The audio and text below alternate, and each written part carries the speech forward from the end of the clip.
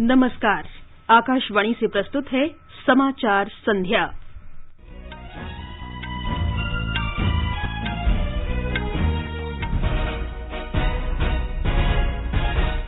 प्रधानमंत्री ने लोगों से कोविड और नए वेरिएंट ओमिक्रॉन के खिलाफ लड़ाई में कोई कोताही नहीं बरतने की अपील की। कहा, नए वेरिएंट से संघर्ष में स्व जागरूकता और स्व अनुशासन महत्वपूर्ण। आकाशवाणी से मन की बात कार्यक्रम में प्रधानमंत्री ने भरोसा जताया कि 2022 नए भारत के निर्माण में स्वर्णिम वर्ष होगा। प्रधानमंत्री कल हिमाचल प्रदेश के मंडी में 11,000 करोड़ रुपए से अधिक की विभिन्न विकास परियोजनाओं का शुभारंभ करेंगे और आधारशिला रखेंगे। रक्षा मंत्री राजनाथ सिंह ने उत्तर प्रदेश के लखनऊ में डीआरडीओ के रक्षा प्रौद्योगिकी परीक्षण केंद्र और ब्रह्मोस विनिर्माण केंद्र की आधारशिला रखी। राष्ट्रव्यापी टीकाकरण अभियान के अंतर्गत अब तक 141 करोड़ 37 लाख से अधिक कोविड रोधी टीके लगाए गए। 15 से 18 वर्ष के बच्चों का कोविड रोधी टीकाकरण 3 जनवरी से शुरू होगा। अग्रिम पंक्ति के कोरोना योद्धा और अन्य रोगों से ग्रस्त वरिष्ठ नागरिकों को एहतियाती टीका 10 जनवरी से दिया जाएगा। दिल्ली सरकार ने कल से रात्रि 11 बजे से सुबह 5 बजे तक रात्रि कर्फ्यू लगाने की घोषणा की। प्रधानमंत्री मंगलवार को कानपुर मेट्रो रेल परियोजना के पूरे हो चुके रेलखंड का शुभारंभ करेंगे और दक्षिण अफ्रीका के साथ पहले क्रिकेट टेस्ट मैच में भारत ने ताजा समाचार मिलने तक मैच अभी जारी है। समाचार संध्या में सिद्धार्थ सिंह के साथ मैं जागृति शर्मा। देश कोविड टीकाकरण अभियान के अंतर्गत 150 करोड़ टीके लगाने की दिशा में निरंतर आगे बढ़ रहा है। कोरोना वायरस का नया वेरिएंट मिलने से चिंताएं बढ़ी हैं। आपसे हमारी अपील है कि यथाशीघ्र दोनों टीके लगवाएं और अन्य लोगों को भी टीके लगवाने के लिए प्रेरित करें। कृपया 3 सरल उपायों का पालन अवश्य करें। मास्क लगाएं, 2 गज की सुरक्षित दूरी बनाए रखें, हाथ और चेहरा साफ रखें। कोविड से संबंधित किसी भी जानकारी और मार्गदर्शन के लिए राष्ट्रीय हेल्पलाइन नंबर 011-2397-8046 और 1075 पर संपर्क करें। और अब समाचार विस्तार से। प्रधानमंत्री नरेंद्र मोदी ने लोगों से अपील की है कि वे कोविड और ओमिक्रॉन के खिलाफ लड़ाई में किसी तरह की कोताही न बरतें। आकाशवाणी से मन की बात कार्यक्रम में श्री मोदी ने कहा कि वैज्ञानिक ओमिक्रॉन का अध्ययन कर रहे हैं और प्रतिदिन नए आंकड़े सामने आ रहे हैं। नए वेरिएंट से संघर्ष में देश के लोगों की स्व जागरूकता और स्व अनुशासन की शक्ति का महत्व उजागर हुआ है। प्रधानमंत्री ने कहा कि प्रत्येक व्यक्ति के प्रयासों के कारण ही हम इस महामारी पर काबू पाने में सफल रहे हैं। उन्होंने कहा कि विश्व के अन्य देशों से तुलना करने पर हमें भारत के टीकाकरण के आंकड़ों पर गर्व होता है। आज विश्व में वैक्सीनेशन के जो आंकड़े हैं उनकी तुलना भारत से करें तो लगता है कि देश ने कितना अभूतपूर्व काम किया है, कितना बड़ा लक्ष्य हासिल किया है। वैक्सीन की 140 करोड़ डोज के पड़ाव को पार करना प्रत्येक भारतवासी की अपनी उपलब्धि है। ये प्रत्येक भारतीय का व्यवस्था पर भरोसा दिखाता है, विज्ञान पर भरोसा दिखाता है, वैज्ञानिकों पर भरोसा दिखाता है और समाज के प्रति अपने दायित्वों को निभा रहे हम भारतीयों की इच्छा शक्ति का प्रमाण भी है। प्रधानमंत्री ने ग्रुप कैप्टन वरुण सिंह को याद किया, जिनकी तमिलनाडु में हेलीकॉप्टर दुर्घटना के बाद मृत्यु हो गई थी। महाभारत के युद्ध के समय भगवान श्री कृष्ण ने अर्जुन को कहा था, नभः स्पुरुषम दीप्तम, यानी गर्व के साथ आकाश को छूना। ये भारतीय वायुसेना का आदर्श वाक्य भी है। माँ भारती की सेवा में लगे अनेक जीवन आकाश की इन बुलंदियों को रोज गर्व से छूते हैं, हमें बहुत कुछ सिखाते हैं। ऐसा ही एक जीवन रहा ग्रुप कैप्टन वरुण सिंह का। वरुण सिंह उस हेलीकॉप्टर को उड़ा रहे थे जो इस महीने तमिलनाडु में हादसे का शिकार हो गया। उस हादसे में हमने देश के पहले सीडीएस जनरल बिपिन रावत और उनकी पत्नी समेत कई वीरों को खो दिया। वरुण सिंह भी मौत से कई दिन तक जाबाजी से लड़े, लेकिन फिर वो भी हमें छोड़कर चले गए।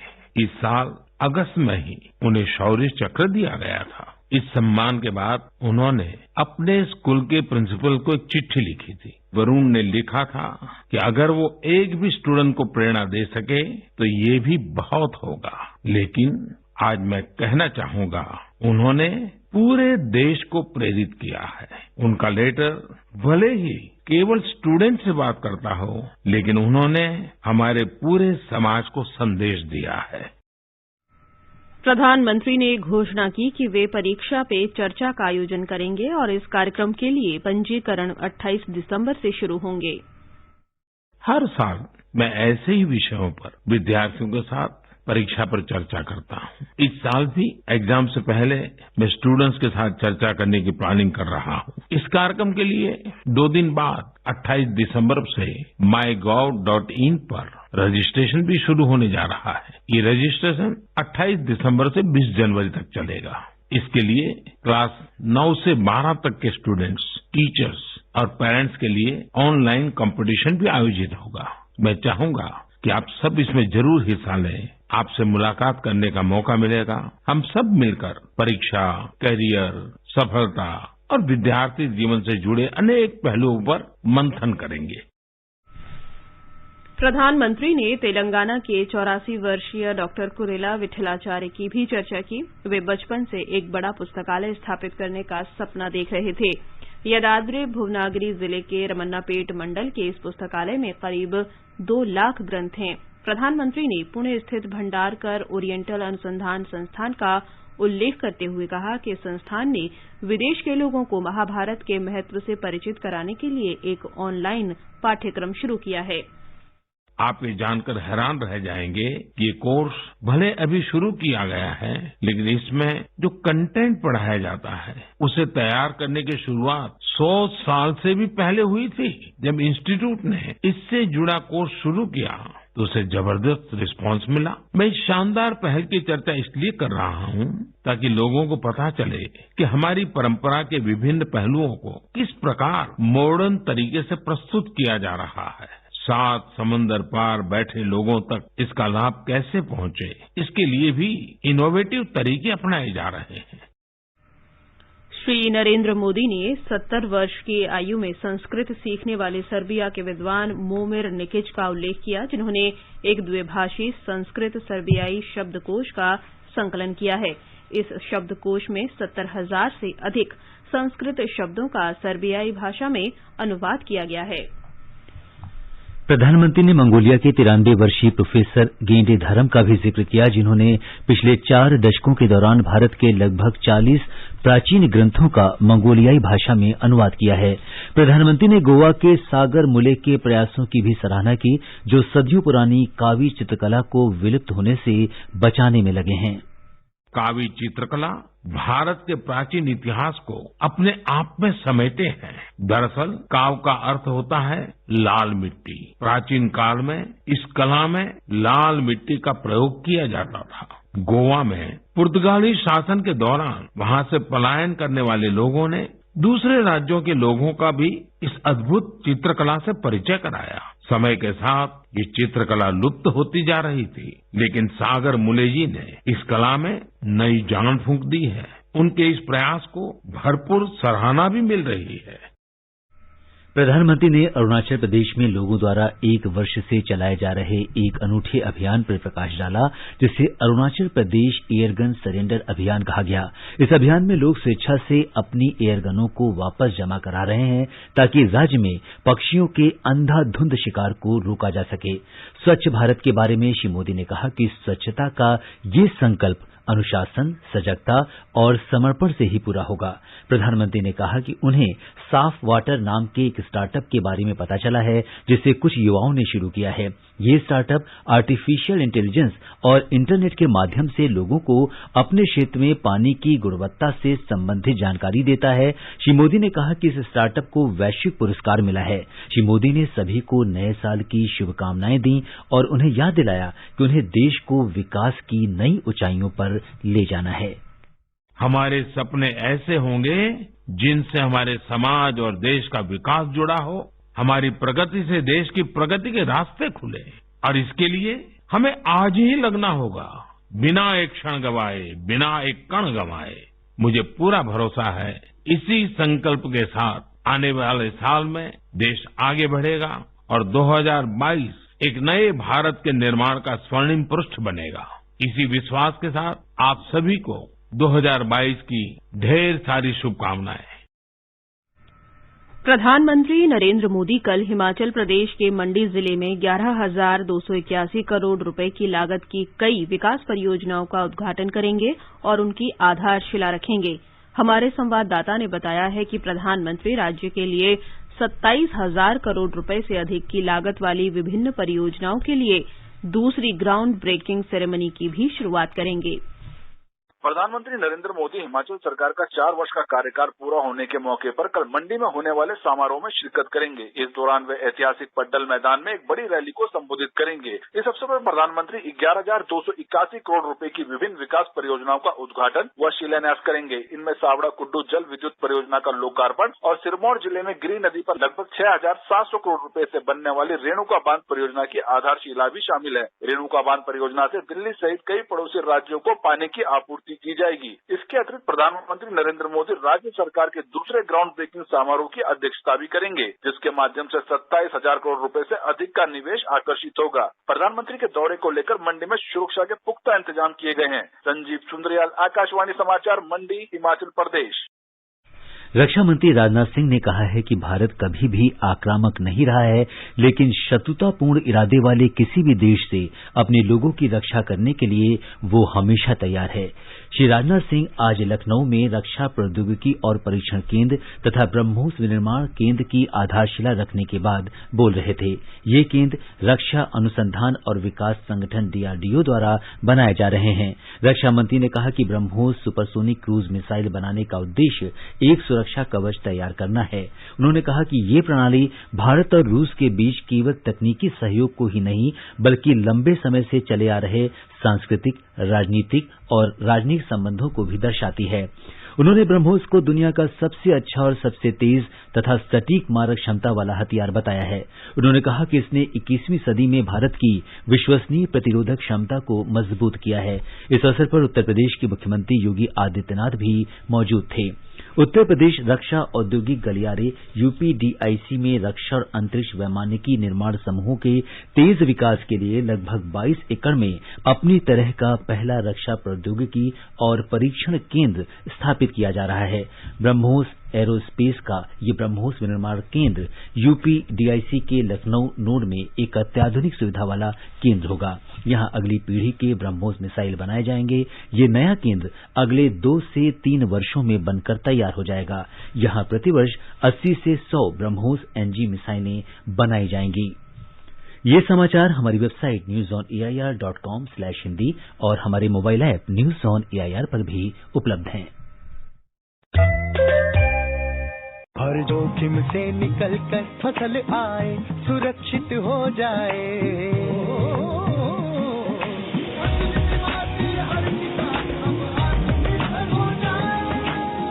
संकट के समय प्रधानमंत्री फसल बीमा योजना किसानों के लिए वरदान है।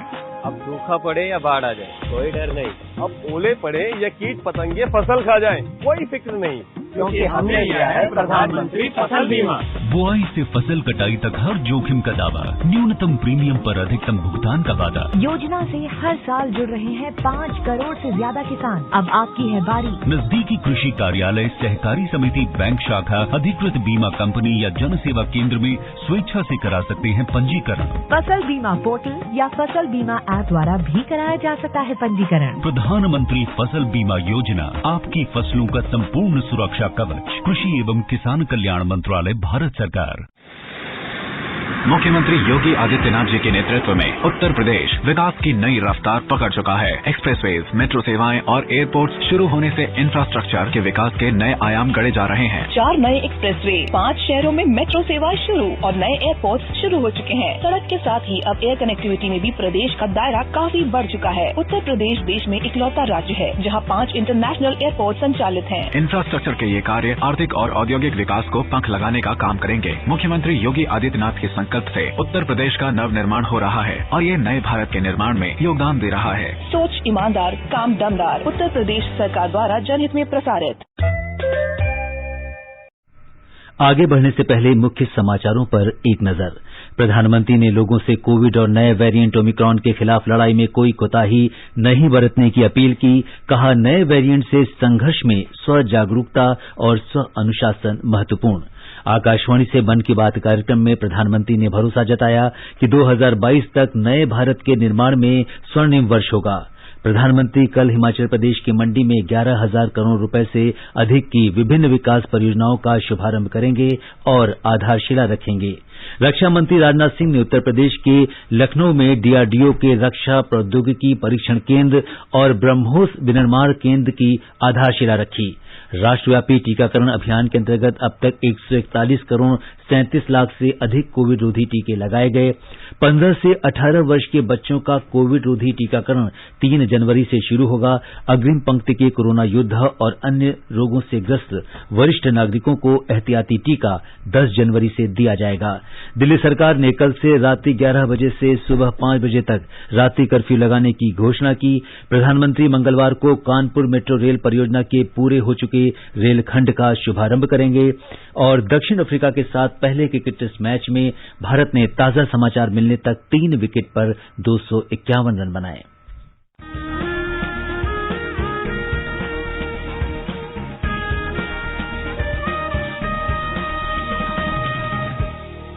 आजादी के आंदोलन के खजाने में ऐसे ढेरों शब्द जिन्होंने बदल दिए इतिहास। तारीख बदलने वाले लफ्जों पर आकाशवाणी समाचार ला रहा है विशेष कार्यक्रम धरोहर, हर सोमवार।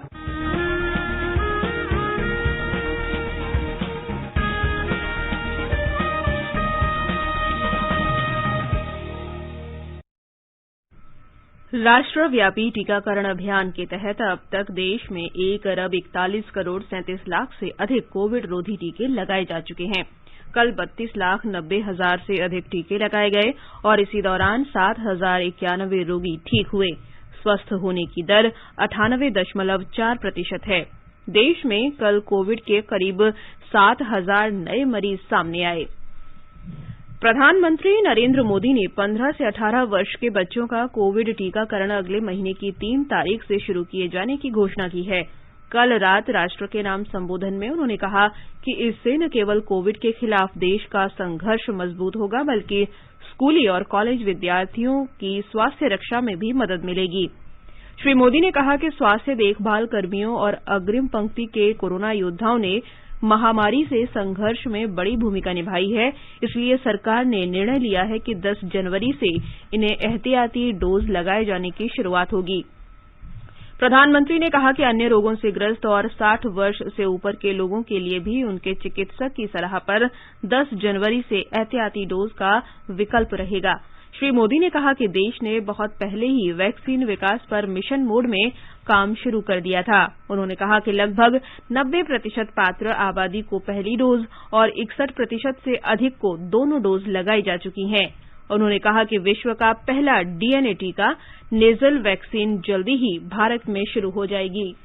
अग्रणी स्वास्थ्य कार्यकर्ताओं के लिए कोरोना की एहतियाती वैक्सीन के लिए प्रधानमंत्री की घोषणा का इंडियन मेडिकल एसोसिएशन ने स्वागत किया है। एसोसिएशन से डॉक्टर अरिजीत ने कहा कि देश के प्रत्येक व्यक्ति के लिए टीके उपलब्ध कराने में एसोसिएशन हर प्रकार से सहयोग देना जारी रखेगा। Yesterday was a great day for India so far as fight against COVID is concerned. Our beloved Prime Minister, Mr. Narendra Modi ji, declared about the vaccination of 15 to 18 years old and booster dose for healthcare and frontline workers and 60 plus with comorbid conditions. This will go a long way and will add to our arsenal to fight against COVID and more so with the looming of Omicron, which is everybody expecting to come as a third wave. I do sincerely hope that this will be a major step to curb the third wave and the fear of Omicron over India.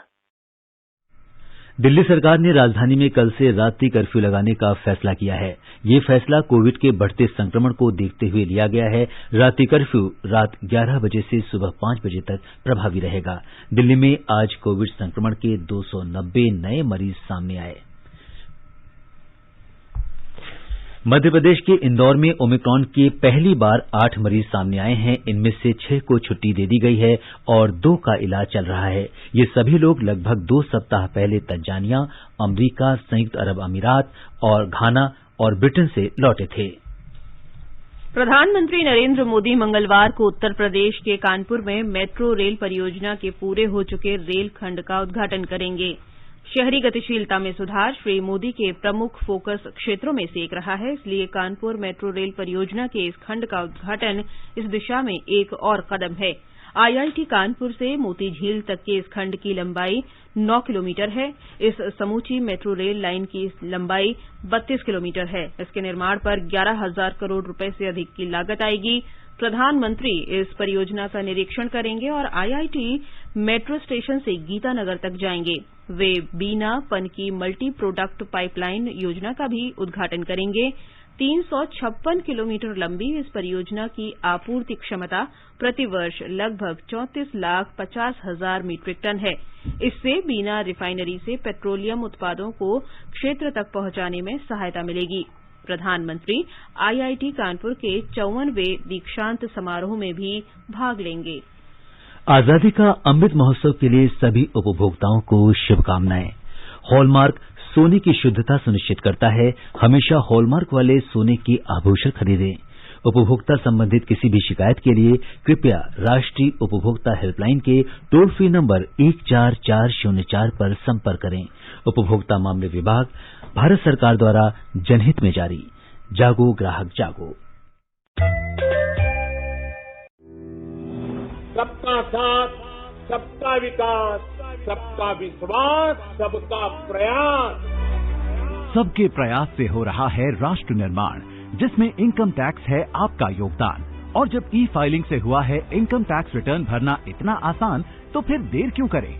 31 दिसंबर 2021 या उससे पहले www.incometax.gov.in पर अपनी income tax return को ई file करना ना भूलें। समय से इनकम टैक्स रिटर्न भरने पर रिफंड्स भी जल्दी आ जाते हैं। लॉसेस को कैरी फॉरवर्ड किया जा सकता है। लोन और वीजा एप्लीकेशन की प्रोसेसिंग में भी ITR सहायक है। नए ई फाइलिंग पोर्टल पर 3 करोड़ से भी अधिक इनकम टैक्स रिटर्न फाइल किए जा चुके हैं। तो फिर आप भी समय न गवाएं। आज ही अपने इनकम टैक्स रिटर्न को ई फाइल करें। अधिक जानकारी और रिटर्न फाइल करने के लिए विजिट करें www.incometax.gov.in। ये आकाशवाणी है। आजादी के अमृत महोत्सव के अंतर्गत आइए अब सुनते हैं आकाशवाणी की विशेष प्रस्तुति आजादी का सफर। आजादी का अमृत महोत्सव।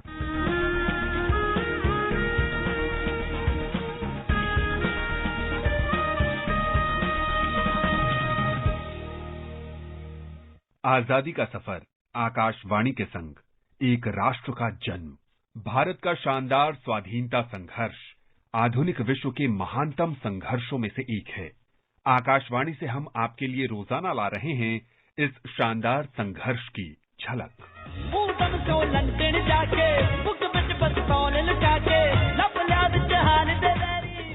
26 दिसंबर महान क्रांतिकारी स्वतंत्रता सेनानी शहीद ऊधम सिंह की जयंती है। 1899 में पंजाब के संगरूर जिले में जन्मे ऊधम सिंह का मूल नाम शेर सिंह था। 20वीं सदी के शुरुआती दशकों में बड़े होने के बाद वो पंजाब में राजनीतिक घटनाओं जैसे 1914 की कामागाटा मारू घटना और गदर पार्टी के गतिविधियों से अत्यंत प्रभावित थे। 1919 में जब जलियांवाला बाग में जनरल डायर का पागलपन देखा तो ऊधम सिंह 20 साल के थे।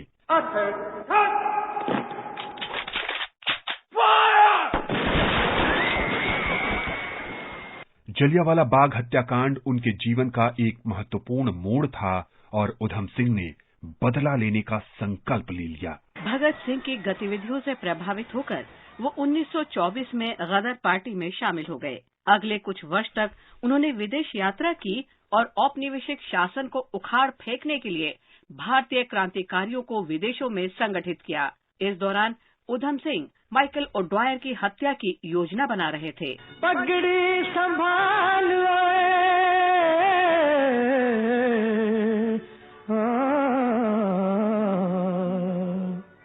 पगड़ी संभाल तेरा लुट गया माल, पगड़ी संभाल जट्टा। जलियांवाला बाग हत्याकांड के 20 साल बाद उधम सिंह ने 14 मार्च 1940 को लंदन में एक बैठक में माइकल ओ ड्वायर को गोली मारकर अपना वायदा पूरा कर दिया। Michael O Dwyer Jallianwala Bagh की घटना के समय पंजाब के लेफ्टिनेंट गवर्नर थे। ड्वायर की हत्या ने ब्रिटिश अधिकारियों को झकझोर कर रख दिया। मुकदमे के दौरान जब उन्हें मौत की सजा सुनाई गई तो उधम सिंह ने अपनी मुट्ठी हवा में बंद कर ली और जोर से चिल्लाने लगे। The accused would be hanged till death.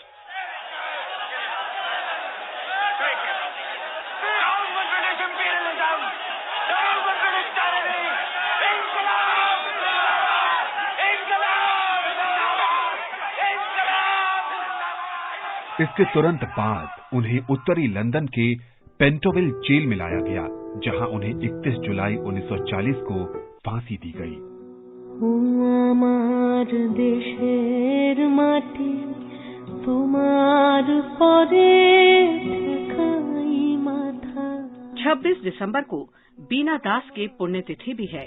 बीना दास पश्चिम बंगाल की एक क्रांतिकारी स्वतंत्रता सेनानी थी, जिन्होंने बंगाल के तत्कालीन गवर्नर की हत्या करने का प्रयास किया था।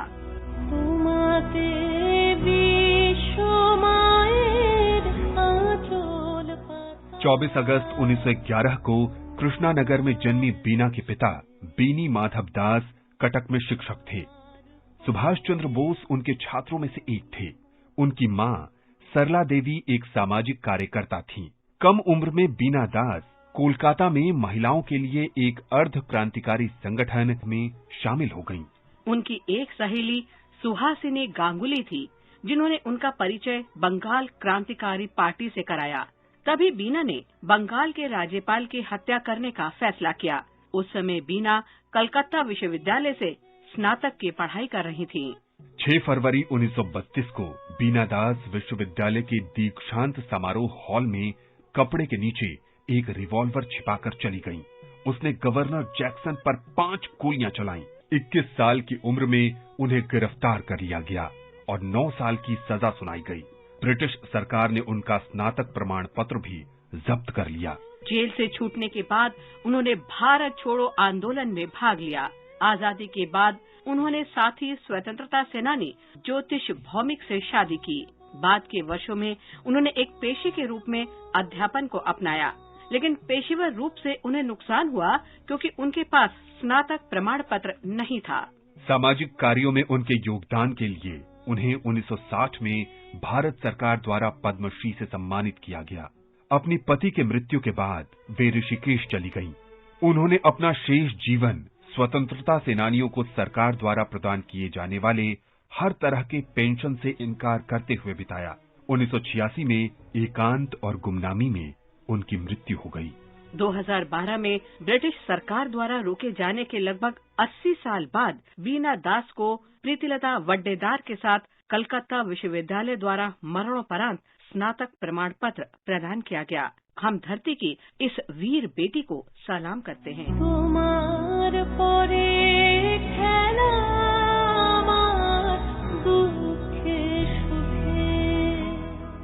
आज बस इतना ही। आजादी का सफर आकाशवाणी के संग। कल फिर मिलेंगे नई कड़ी के साथ।